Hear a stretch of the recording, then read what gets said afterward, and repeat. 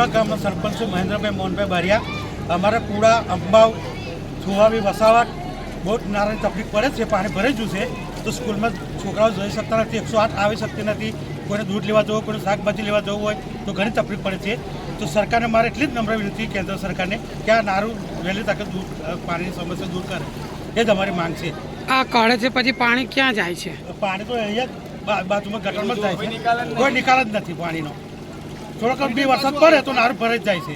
બહુ તકલીફ પડે છે આ નારાના લીધે છોકરાઓને આવડ જવડ માટે।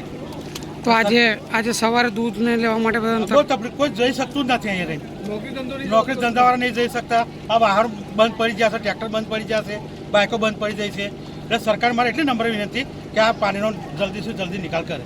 હું થુવાવી ગામનો સરપંચ રેલવે તંત્રને એ જાણ કરવા માગું છું કે અંબાવ, પુડા અને વસાહતને જોડતો એક ઘર નારું છે।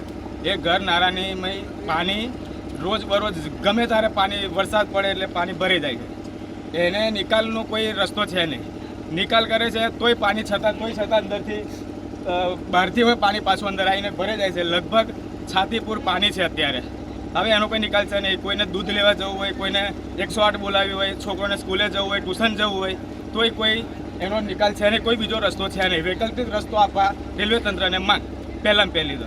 અને બીજું કે આ છોકરો સ્કૂલ નહીં જાય, એમની જે રજાઓ પડે છે એની જવાબદારી કોણ લેશે? પહેલાં પહેલું તો નાના છોકરાઓ ભણવા જાય છે। હવે કાલે ઉઠીને મા બાપ જોડે ના હોય ને એકલું કદાચ નીકળ્યું અને કદાચ કંઈ થઈ ગયું તો એને જવાબદાર કોણ?